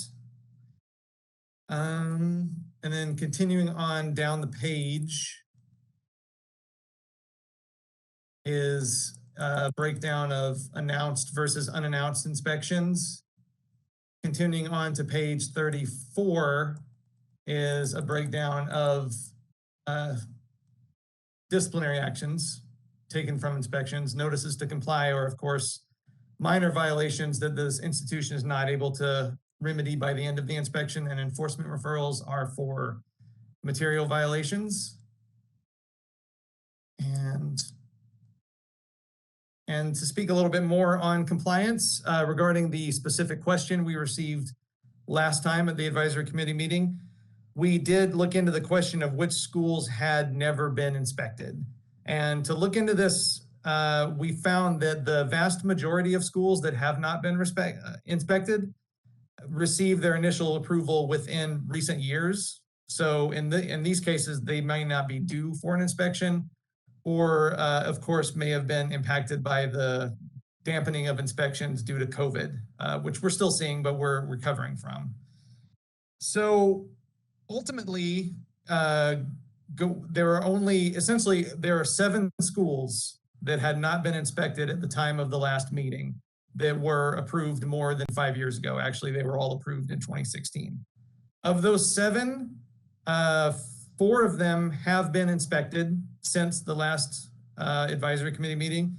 And of the other 3, I think only 1 is actually relevant, because one of those, their degree programs were recently suspended, and the other one is in the act of closing. They're submitting closure paperwork to the Bureau.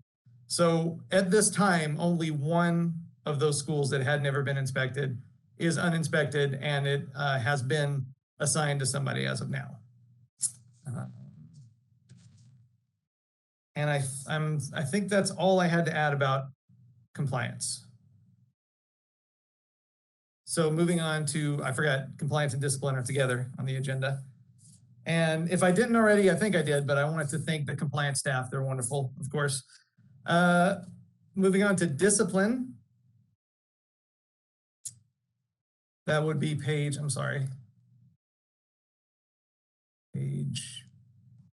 35. Yes, okay.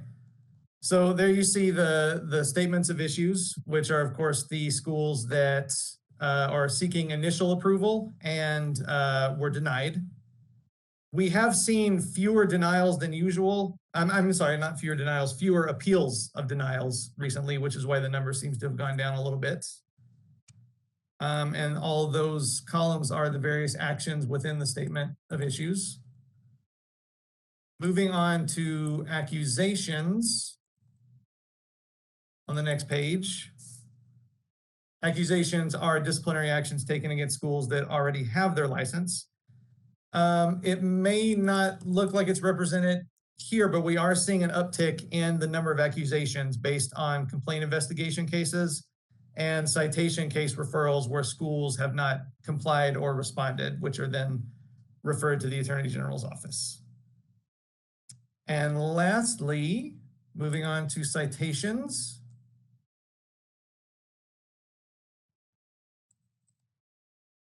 You will see the number has gone down for citations, but the reason for that is that the citation unit is now caught up.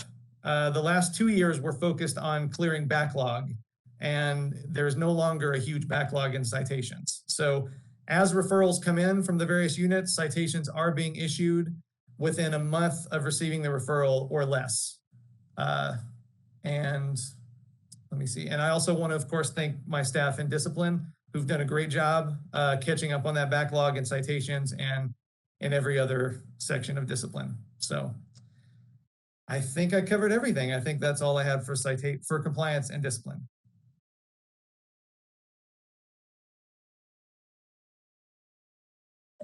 Very good, thank you. Advisory committee, any questions or comments for Mr. Allen? First of all, thank you for getting back to us on those questions about the past inspections. And I should have said that earlier, also on the annual report information as well. And I'm glad to hear that the citation is all caught up. That is terrific. Thanks. Thank you. This is Lee. I'm not sure if this is exactly the appropriate place to ask this question, and I'm assuming it's something that will need to be maybe for a next meeting. But one thing I'm curious about is when a school does close, and you mentioned that I think there's a couple schools, like one school at least, that has submitted their intent to close to the Bureau. What is does the Bureau have a sense of what the costs are to the Bureau when a school closes? Like what in terms of personnel or, outreach, record storage, kind of just all the different things that go into school closure. I'm trying to, get an understanding of how expensive it is, on the Bureau's end when a school closes. I don't know that answer, but it's definitely something we can look into for the next one. Yeah, I didn't expect an actual answer today, but I wanted to put it out there. Thank you. Okay, absolutely. Yeah, thank you.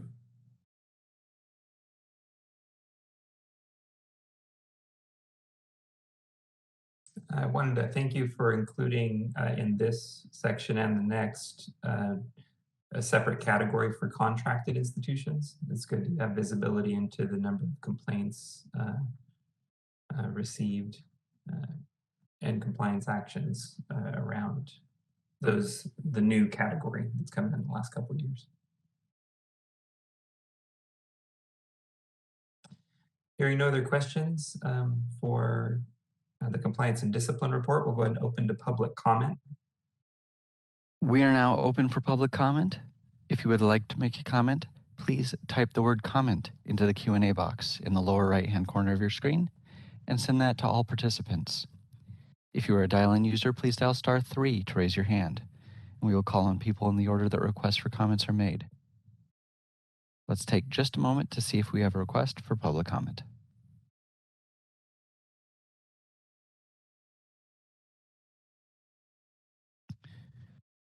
We have a request for comment from Robert Johnson. Bear with us just a moment, and we will send you a request to unmute your microphone. All right, Robert, we've sent you a request to unmute your microphone. Thank you.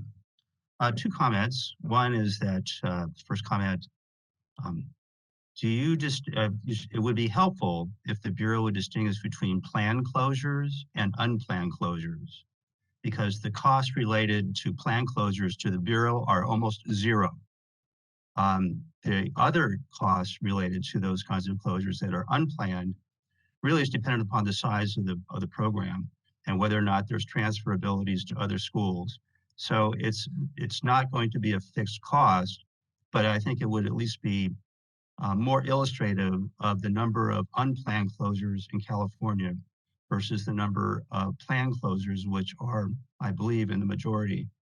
Second comment, in talking about how you keep records and those kinds of things, the Bureau for years has kind of ducked responsibility for keeping records, but I believe there is a movement at this point for the state to kind of take over record retention for schools that do close, which I think is an appropriate role for the Bureau to have. So I think that would be appropriate. Thank you. Thank you. Seeing no additional requests for public comment, would you like to close comments at this time? Yes, please. Thank you. We'll move on to agenda item 6G, the complaint and investigations report.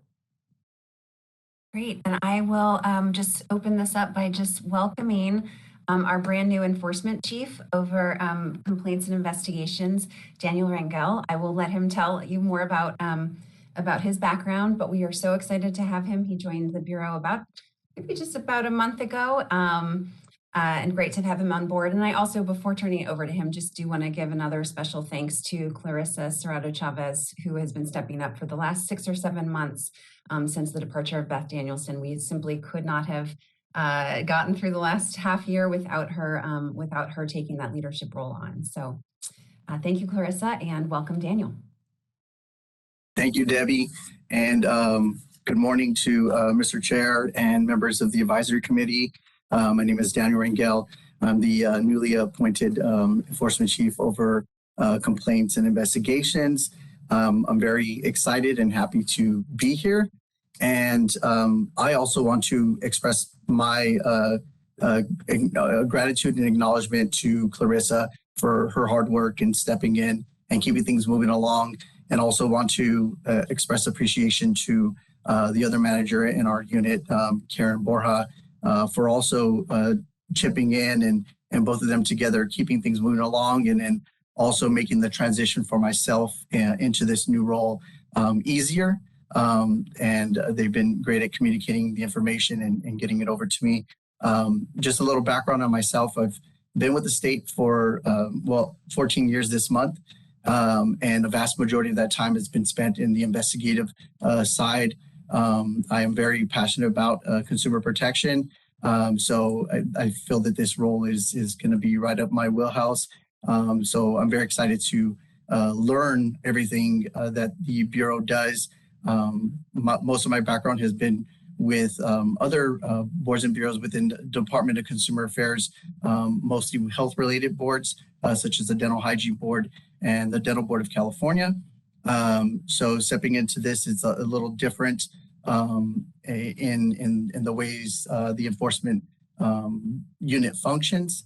But I know that the enforcement unit has overgone an overhaul and has made great efforts to reduce the amount of complaints that they've had from prior years dating back to 2019. So I do appreciate coming into a better situation and also acknowledge the hard work of all of the staff throughout that time to put the Bureau in a better place. And my goal is to hopefully look for ways to continue to improve incrementally as we move along. So with that, I will proceed with the statistics for the complaints unit. So in the first slide, as you can see, my reference to the 2019 and complaints were very high. And comparatively, currently in 2020, we've seen that the complaints that are coming in are kind of evening out. We did have some spikes, it looks like in March and in June, as far as the complaints coming in. But it's pretty even. And then that's pretty normal for investigations and complaints. It's usually like a small wave that you start to see on these type of charts. Below that is, these are the complaints closed, I'm sorry, for each of the months. And a breakdown below is the months that we're seeing that the complaints, the amount that were closed, and then also a breakdown of the disposition. So we have a lot of categories here listed as far as the dispositions of the cases.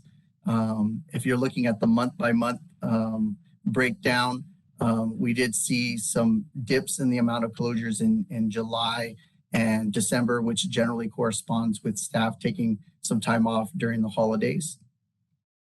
And then the next slide.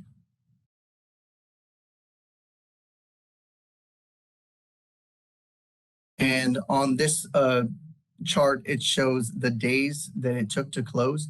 So generally with enforcement and DCA, well, we like to see the complaints closed within 180 days. So I'm very glad to see, and it's another kudos to the team, that a vast majority of the complaints are closed within that 180-day mark. There are circumstances that the case time will go over that. Sometimes it's out of our control.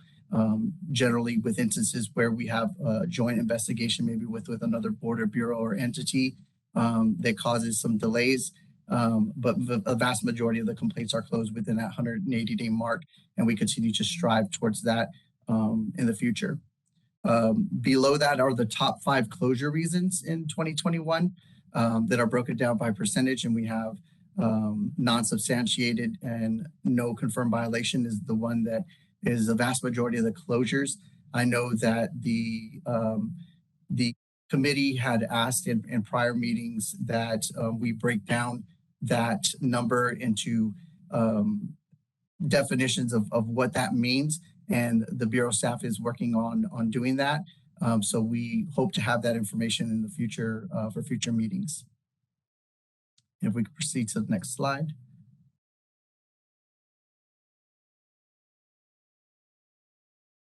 And then here we have the cases pending. And again, the cases that we have pending, a large majority of them are in that 0 to 90-day mark, and also within a 90 to 180-day mark, which is our goal as an enforcement team to kind of keep the cases in that realm. Again, sometimes they do go over for various reasons, but as long as the vast majority of the percentage of our complaints are within that time frame, it kind of keeps the numbers in a healthy situation. And then below that is the chart, just kind of showing the line of the pending cases. I know that we have through the end of 2021 show like a small uptick, but again, that's kind of normal with investigations. You're going to see these smaller waves. As long as we're not seeing large spikes, it's generally not something that would concern me based on my experience in these investigations and reviewing these reports. And then finally, we have the complaint investigation statistics. So just showing the student impact, which is something that is our driver, that kind of drives us to do what we do, and seeing the total amount of money in refunds and to students, students receiving their degree, diploma, their transcripts, students being re-enrolled, allowed to retake a course without any additional costs, or referred to STRIF, and students placed in externships, and then also compliance obtained, which is one of the goals of our unit, is not only to enforce the laws or seek punishment against those that are violating the laws, but also to ensure compliance with the schools that we are interacting with. With that, I will turn it back over to the committee if you have any questions. Very good. Committee members, do you have any questions for Mr. Rangel? I'm not sure. I saw this statistic somewhere and I'm looking now and I'm not seeing it, but I thought I saw a statistic that of the contract complaints handled, that a large percentage cannot be resolved by the Bureau. And if that is correct, and I can't put my finger on it, but if that is correct, this maybe is an issue that we can talk about as something to be raised at a future meeting. Would be a little bit of an explanation by the Bureau of the whole contract thing came up in order that so that would have a state agency over them so they could comply with federal Title IV provisions, is my recollection, and maybe some kind of a little review of what that state complaint process is supposed to look at like, because my recollection was that the state agency was supposed to have the authority to be able to, in effect, order things to be done to resolve those complaints if necessary. And I may be mistaken about that, but it might be helpful if we just had a brief review of that. And I'll raise that at the time later in the meeting, but that's what causes the issue. I think Joseph raised the question about these contract complaints last time. Starting to see that. Thanks.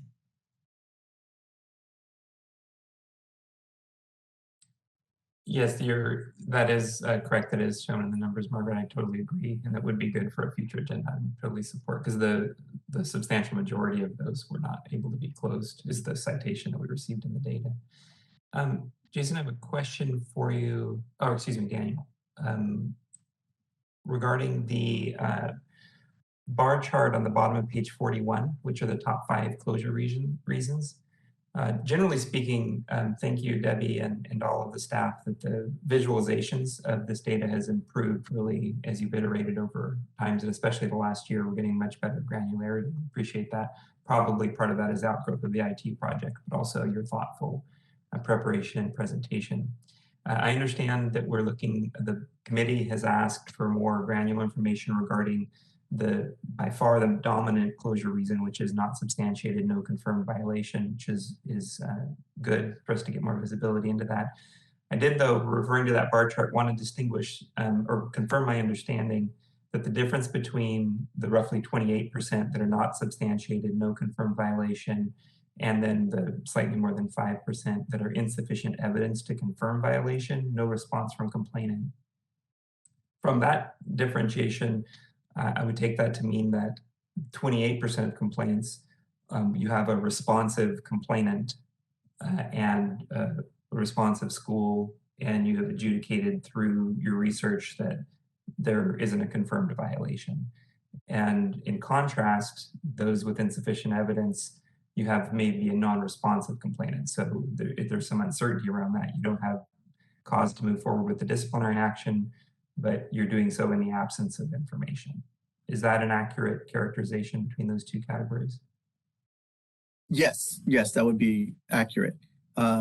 Yes, so the not substantiated, no confirmed violation is that we went through the investigative process and determined that there was no violation, whereas the insufficient evidence would be that in some cases there's an indication of a violation, but not necessarily evidence to support that. And support moving forward with the case with either a citation or even referring it to the Attorney General's office, which have a pretty high standard in vetting those cases and determining which ones move forward and which ones don't. And again, also where there's a complainant that doesn't respond, it impacts the investigative process because we don't have a witness necessarily to corroborate the information that's being provided to us. So it can complicate the investigation and the strength of the investigation moving forward with a potential citation or violation. In instances that we can do that without a complainant being compliant, we will, but there are many that we can't. This is Margaret. I'd just like to clarify on the not substantiated, no confirmed violations. I think technically that this is sort of like a not guilty verdict in a sense. It doesn't mean that there was not a violation. It doesn't mean that the person was innocent. It just means that you were not able to substantiate it, and therefore you were not able to take action. I think it's kind of technical. It's very significant because, in fact, that particular complaint may wind up being among a body of complaints that, say, the Attorney General or District Attorney may later include in an action. And in some cases I've seen in the past where the state agency was saying, there was no violation, that really complicates their case. And that's not really what this means. What this means is we were not able to confirm there was a violation. Not that they're innocent necessarily, but we haven't shown that there was a violation. So I just wanted to make that clarification. Thanks. And I know too, as an investigative unit, we keep track of the complaints that come in because even the ones that are non-substantiated, because we look for different trends to keep an eye out for. So that's something that we try to keep an eye out for and keep on top of as a unit as well. So it is pertinent information as far as our statistics and our monitoring and enforcement. Great, thanks. Advisory Committee, any other questions for Mr. Rangel?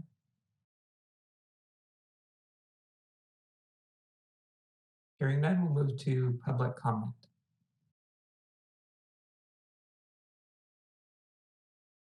We are now open for public comment. If you would like to make a comment, please type the word comment into the Q&A box in the lower right-hand corner of your screen and send that comment to all participants. If you are a dial-in user, please dial *3 to raise your hand.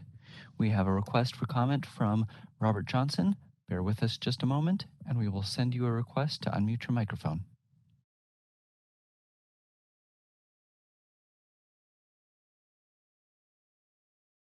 Okay, Robert, we have sent you a request to unmute your microphone. Thank you. I just want to point out that in 2017, the Bureau announced that there were 542,062 students enrolled in our sector.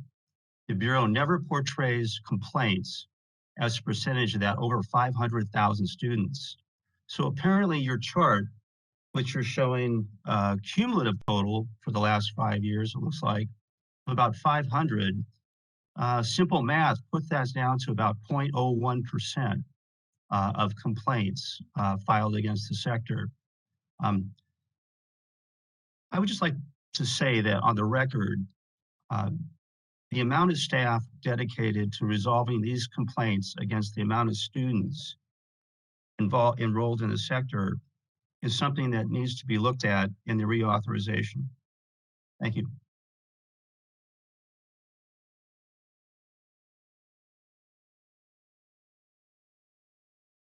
Seeing no additional requests for comments, do you wish to close comments at this time? Yes, please. We'll move forward with agenda item 6H, which is the update on the Office of Student Assistance and Relief. Once again, luckily just a very, very temporary staffing issue. This one, Scott Valverde is of course still our OSAR chief, but he was unable to be with us today. So we have got OSAR manager April Oakley in to fill in his shoes for the report out today. So thank you, April. Thank you, Debbie. Good morning, members. My name is April Oakley, and I am the manager of the Bureau's Office of Student Assistance and Relief. I'm very excited to be here today to report on our office's student assistance efforts to date. So today, I'll be referencing the charts that begin on page 45 of your handout, and just a quick reminder that the information is listed by the current state fiscal year. So in the first chart that's also on the screen, the informed choice section, you'll see that our team has participated in 22 events serving more than 1,400 students to date. These events typically consist of customized presentations and tabling at events that are hosted by external organizations, which as of yet are primarily being held virtually. I'd like to highlight that with these, we continue to support our mandated partner, the California Department of Veterans Affairs Transition Assistance Program, also known as CalTAP, as they are informing discharging service members of our office and questions that service members should be asking when researching colleges for themselves and their family members. We also participated in a few college fairs, including one hosted by the LA Unified School District, another by the Consulate General of Mexico here in Sacramento, and also we participated in the Latino College Expo. In the second chart, chart B, you'll see that our team contacted students of approximately 38 schools through various email outreach campaigns, assisting roughly 1,600 students. This section captures our team's efforts assisting students from various types of schools, including the ACICS schools that Ebony previously reported on. With those ACICS schools, our team continues to work in close collaboration with licensing, and we're contacting the students proactively with our goal being, if nothing more, to increase the general awareness of our office and the services that we can provide to students. And lastly, in chart C, we have the closed goal workshop that was previously reported on at our October meeting. So as you can see, a majority of our outreach efforts remain virtual due to COVID. However, we are beginning to see some events transition to in-person. The report references the LA Unified School District. That was an in-person event. And we also have a few CalTAP events that are scheduled in the coming weeks that are going to be in person as well. At full capacity, our team remains ready to assist California students, be it in person or virtually. And as you'll see with the VET's upcoming STRIF report, there continues to be quite a bit of STRIF activity. And OSAR continues to support the Bureau's STRIF unit on that end as well, working closely with students to compile the information that they need in order to get their STRIF applications and claims processed as quickly as possible. In closing, I'd just like to give a special thanks to our team. We're so proud of the work that they continue to do and their commitment to assisting California students. With that being said, that concludes my presentation. I'm happy to address any questions you have. Thank you, Ms. Oakley. Nice to see you reporting. Thanks for standing in. Advisory Committee, any questions regarding the OSAR update?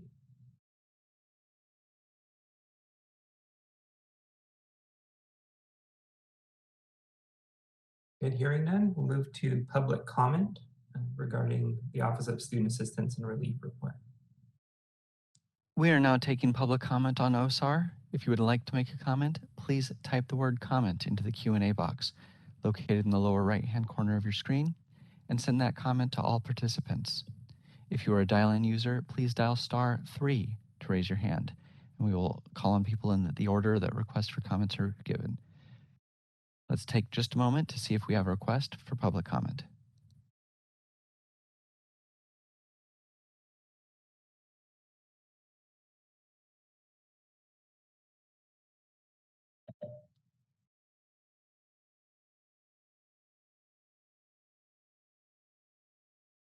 Seeing no requests for public comment, would you like to close comments at this time? Yes, please. And we'll move on to agenda item 6I, the Student Tuition Recovery Fund report. No surprises on this one, for one. It's Yvette Johnson to present on STRIP. Thank you. Good morning, all. Once again, I'm Yvette Johnson, and I'm the chief of the Bureau of the Administration Unit for the Bureau for Private Postsecondary Education. Today, I'm going to be speaking on the Student Tuition Recovery Fund. And just to give a brief reminder of what STRIP is about. The purpose of the Student Tuition Recovery Fund is to relieve or mitigate economic loss suffered by a student that was enrolled in a Bureau-approved school. Upon closure of a school or a program, the student can file a STRIP application to request reimbursement for an economic loss due to attendance at a Bureau-approved school. The student has 4 years from the date of the school or program closure to file the STRIP application. All STRIP applications are received and reviewed and assessed on an individual basis. STRIP analysts work with the applicant to obtain all of the information necessary to determine an individual economic loss. This can be quite time-consuming, as students don't always maintain their educational records. We also rely, as April mentioned before, we also rely on the services of the Office of Student Assistance and Relief to help the students prepare their applications for the processing by the STRIP unit. In determining an economic loss, analysts look at monies paid out of pocket, private or federal loans, whether or not the student has received reimbursement from any charges paid to the school, loan discharges, and other factors. We also look at third-party payments such as grants that are paid to the school on behalf of the student. With the third-party payments, while the student may not receive cash reimbursement for the grants, they may be entitled to receive educational credits, which they can then apply to education at another school. So today I'm going to be referencing the chart on page 49 of your meeting packet. So this gives a breakdown of our STRIP claims, and I'll be referring to the section for the 21-22 year to date. So as of February, we've received 312 STRIP claims. For this fiscal year, we've approved 64 claims so far for payment. 89 claims have been deemed ineligible. 28 claims have been denied. 68 are claims that we've been able to make contact with the claimant, and those are only deemed closed with the unable to contact after we've made multiple attempts, and that's been through snail mail, regular email, telephone calls, carrier pigeons, whatever it may be, to get in contact with that student. And it's after many attempts that we finally send that closure letter that says, hey, we weren't able, hopefully they get the closure letter, that we were unable to resolve your claim. If you have more information or if you'd like to get in contact with them, we give them our information to get in contact with us, and we can reopen the claim on their behalf. Under the current STRIP claims we have 886 currently in our queue, and those are claims that are waiting to be assigned to an analyst to process. We have 183 claims that are currently under analyst review. We have 162 claims that are out there that have been worked, but we need more information from the student, and we're waiting for them to respond to that request for more information. And then we have 131 claims where recommendations have been made, either for approval or denial of that claim. So far this year, we've paid out $427,978.52 in claims. And we currently have 13 claims over at the state controller's office awaiting payment. As I've mentioned and other meetings, the STRIP, if you go down further on the page, you'll see that we currently have a fund balance of, what is it? A little over 16 million. We will be, as of April 1st and as of April 1st, we will be raising the STRIF assessment fee to $2,250. I mean, $2.50 rather, for the STRIF assessment. And David will cover that next in the regulatory updates. And if you refer to the next page, you will see our large impact closures. And those are the schools that have had the majority of our claims that have come through. And those are, you'll see the healed schools, which are the Corinthian schools, the ITTs, and we're still working through those claims as well. And that will end my report for the Student Tuition Recovery Fund. Thanks, Yvette. You're welcome. Advisory Committee, do you have questions or thoughts for Yvette?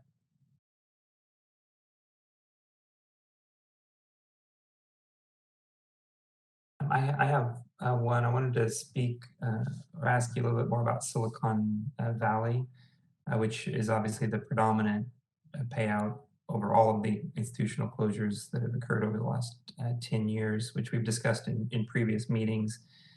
There are a number of outstanding claims still to be judged there. And I'm curious if you can give us any color commentary as to whether those that are still outstanding for Silicon Valley are different in, like categorically different. Are they different in type and kind than those that have already been approved?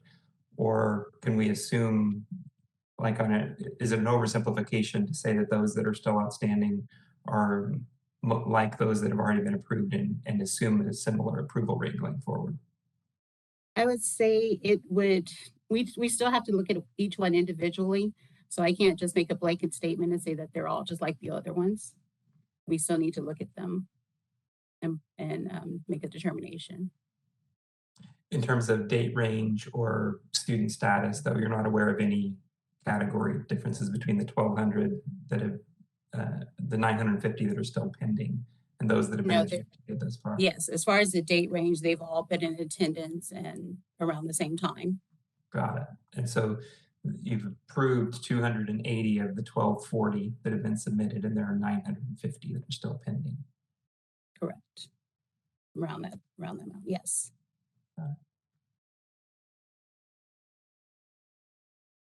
Committee, any other questions on STRIP?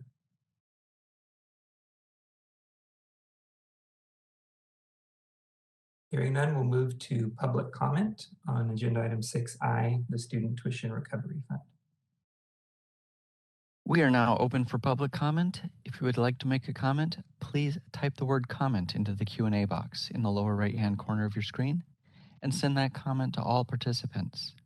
If you are a dial-in user, please dial *3 to raise your hand, and we will take people in the order that they have requested public comment. First on the list is Robert Johnson. Robert, bear with us just a moment. We will send you a request to unmute your microphone.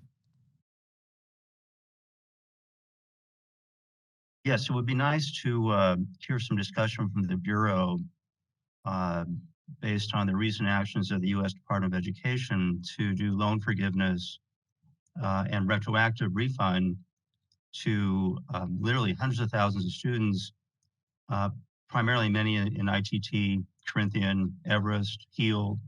And is the Bureau looking at that in terms of, are you making double payments or is it basically separate? That would be a nice discussion to have. Thank you. Thank you.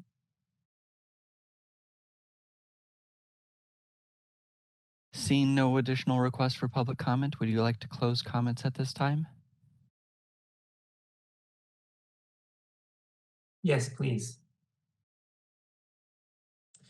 Very good. Thank you, Bureau staff, including all the stand-ins and transitions. And Debbie, you're earning a Purple Heart in your first year at as the chief.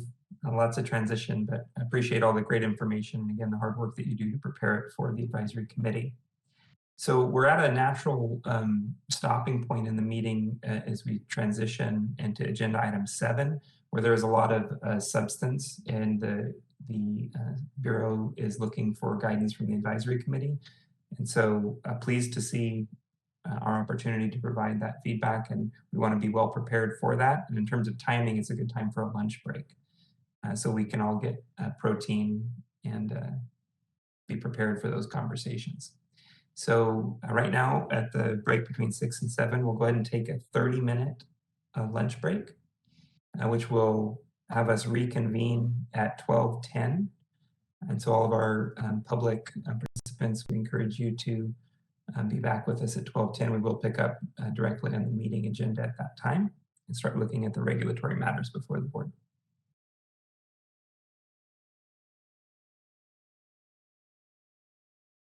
Thanks, everybody. See you shortly.